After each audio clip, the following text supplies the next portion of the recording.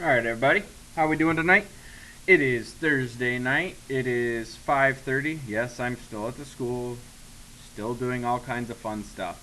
So if I gotta be working this late, you gotta do some work this late too. So probability of compound events. Okay. This isn't a whole lot more difficult than just regular probability, but there's a couple formulas that are gonna go with it. So a compound event is two or more events linked by the word and or the word or. Okay? Mutually exclusive. All right? Like if you think of, if you've ever seen a movie where you got a reporter and they're like, hey, we want an exclusive. Okay? Mutually exclusive. When two events have no outcomes in common. Okay? So one thing is all to itself. All right? If they're mutually exclusive, then it would be the probability of A or B. And if that's the case, then it's the probability of A plus the probability of B. Overlapping events, okay, when something is an overlapping event, it's when events have at least one outcome in common. If they have an outcome in common, then it's the probability of A or B equals the probability of A plus the probability of B minus the probability of A and B. And then that brings us to the next one, which is independent events. And for independent events, that is the occurrence of one event does not affect the probability of the second event. And then the last one are dependent events. And for dependent events, you have the occurrence of one event affects the probability of the second event. Okay? So, a little bit of information. So now, let's go ahead and let's start looking at some probabilities. Okay? And for independent events, it's the probability of A and B equals the probability of A times the probability of B. For dependent events, it's the probability of A then B is the probability of A times the probability of B after you do A. Okay? So, let's go ahead and now let's look at some problems. First problem. It says, suppose you spin a spinner that has 20 equal sized sections, numbered 1 to 20. What is the probability that you spin a 2 or a 5? Okay, so first thing we need to decide is, are these mutually exclusive or are they mutually exclusive or are they overlapping events? Okay, so the first thing is the 2 and the 5. Do they have any outcomes in common? No, they don't. You're either going to spin a 2 or you're going to spin a 5. Okay? So since they're not, they're what we call mutually exclusive. Okay? And that means that the probability of A or B is going to equal the probability of A plus the probability of B.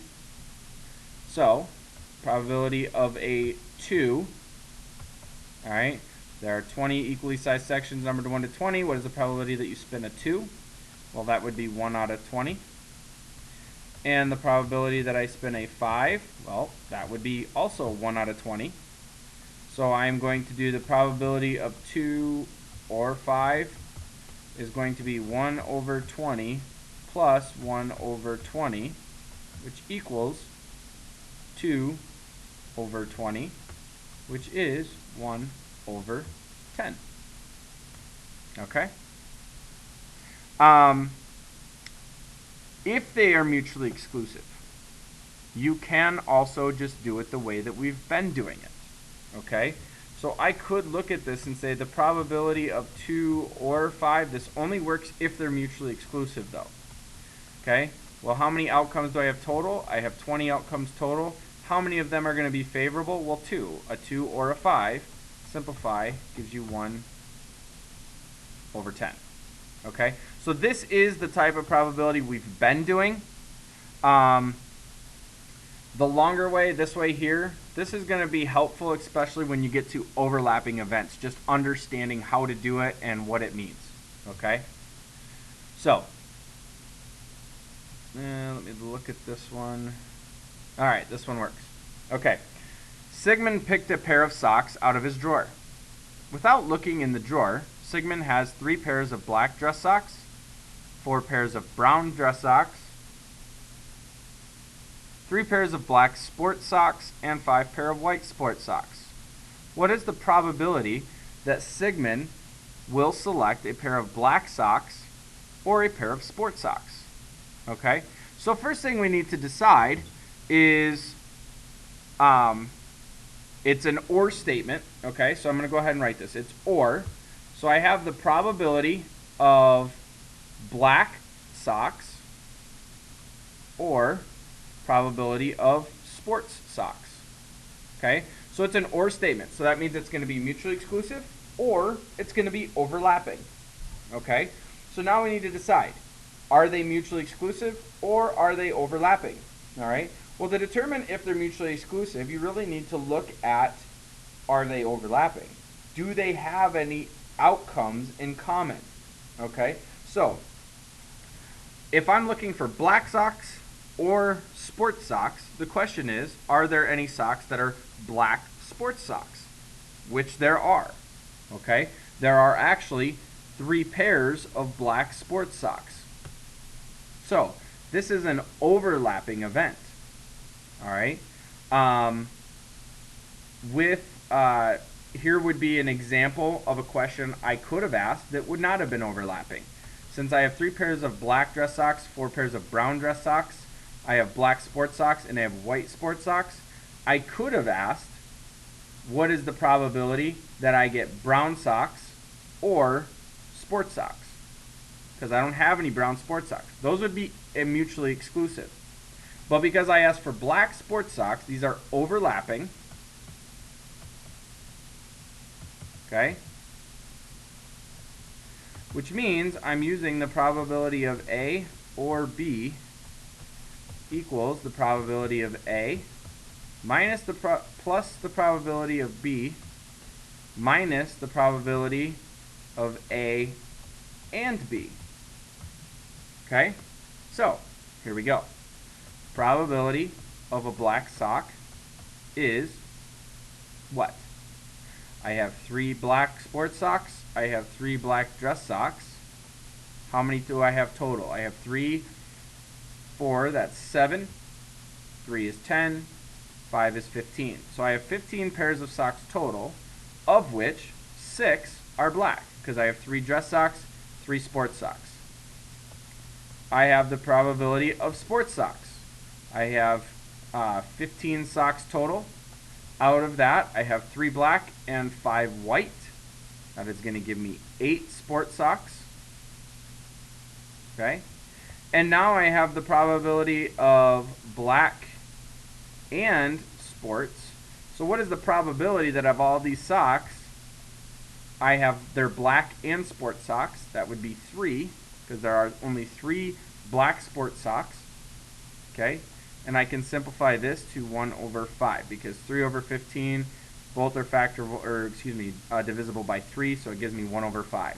So I have the probability of black sports socks, the probability of sports socks, I have the probability of black socks, probability of sports socks, and the probability of black and sports socks. So now I'm going to use my equation.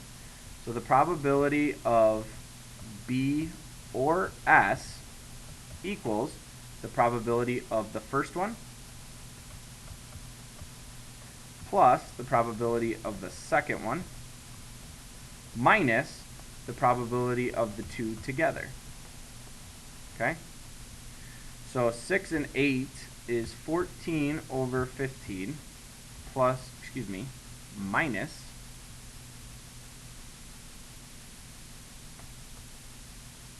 1 over 5.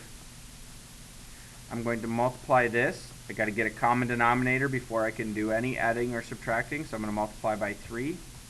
That's going to give me 14 over 15 minus 3 over 15, which gives me 11 over 15. And that is going to be the probability of B or S. Okay?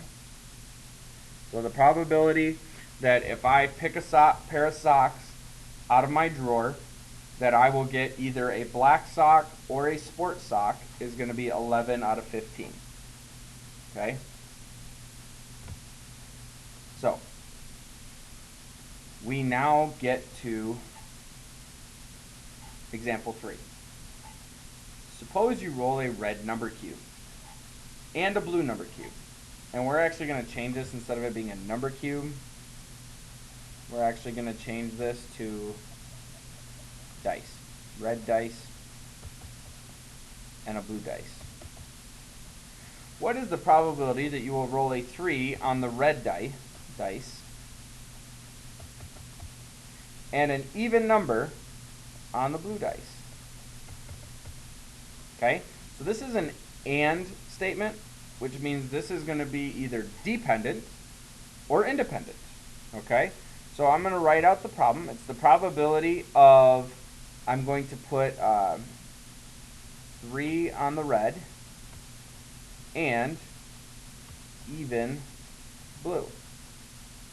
Alright, so the next thing you need to determine are these dependent or are they independent?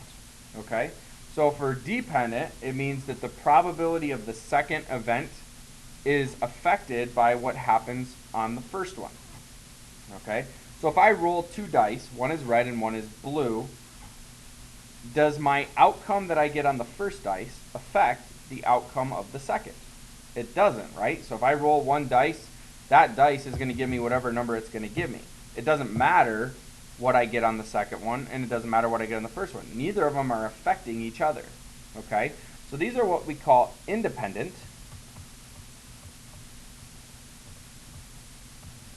Okay, so that means I'm using the probability of A and B equals the probability of A times the probability of B. So, again, probability of 3 on the red dice. Well, how many possible outcomes do I have on a dice? You have 6 possible outcomes, of which one of them is a 3. Now I have the probability of an even on the blue. I have 6 outcomes, of which 3 are even. Okay? I'm going to simplify this to 1 over 2. So now I do them together. Probability of 3R and even blue is 1/6 times 1/2. Multiplying fractions, you multiply straight across. 1 times 1 is 1. 6 times 2 is 12. Giving me a probability that I will roll a 3 on the red dice and an even on the blue dice is 1/12. Okay? Our last example. 1 freshman, 2 sophomores, 4 juniors, and 5 seniors received top scores in a school essay contest. To choose which 2 students will read their essays at the town fair, 2 names are chosen at random from a hat. What is the probability that a junior and then a senior are chosen? Okay? So, I have the probability that a junior and a senior are chosen. So again, got to determine dependent or independent. Okay? So, I draw my first name out. It's a junior. Can that person be drawn again? Are they going to read their essay twice? No, that wouldn't make sense. It says 2 names. Okay? So once I take that junior's name out, I don't put it back in. Alright? So, again, if I take it out and I don't put it back in, does that affect the probability of the second one? Well, yeah, of course it does. Because if I take one name out, instead of having, you have 1 freshman, 2 sophomores, 4 juniors, that's 7, 5 seniors, that gives you 12. Instead of having 12 now to choose from, I now only have 11. Okay, so it is going to affect the probability of the second one.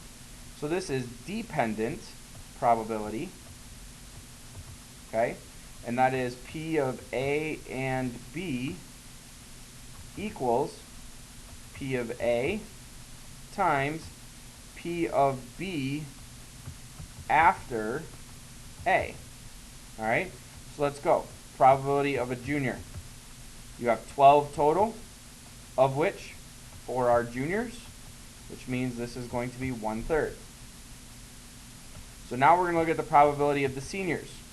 Well, how many names do I have to choose from now? Well, now I have, after I take out the junior, I have 11 names to choose from, of which 5 are seniors. And that can't be simplified. So now we're going to do the probability of J and S equals 1/3 times 5/11, which is 5/33. And that can't be simplified. Okay? So, let's do this. Let's do, I'm going to go ahead and type up another example real quick for you that you're going to do. All right? So,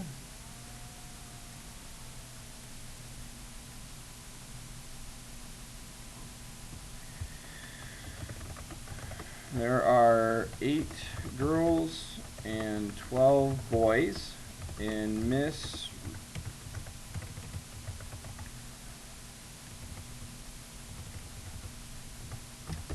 Stevens'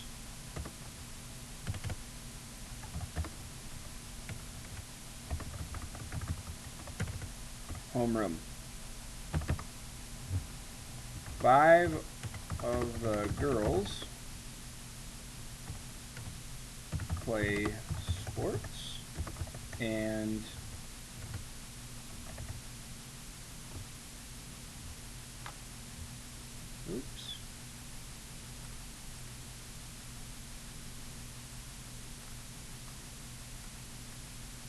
guess I hit a button.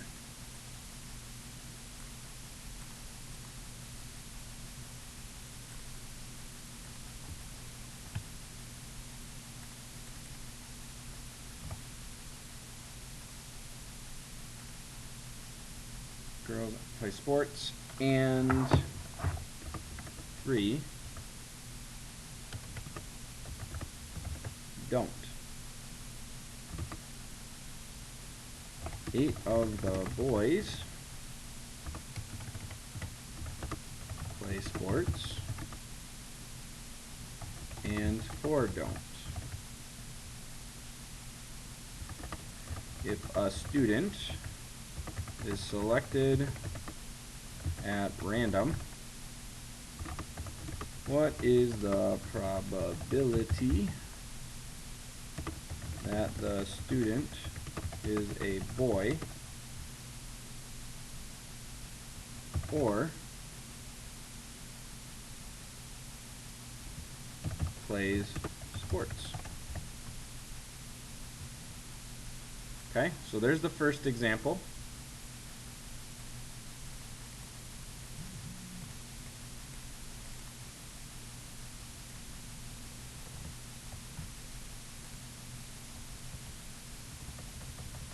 Okay, so we're going to call this number 5.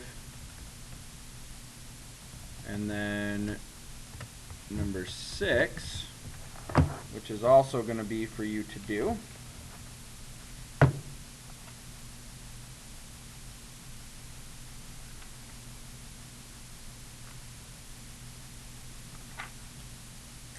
Is going to be, let's see.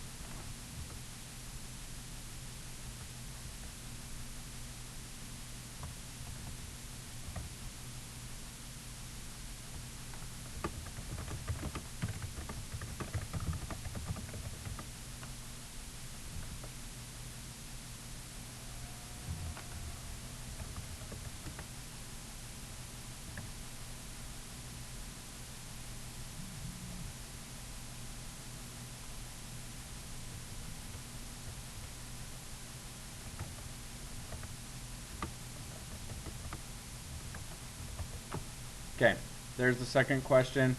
These are going to be your warm-up for tomorrow, so make sure we give them a shot. All right, guys, have a great night.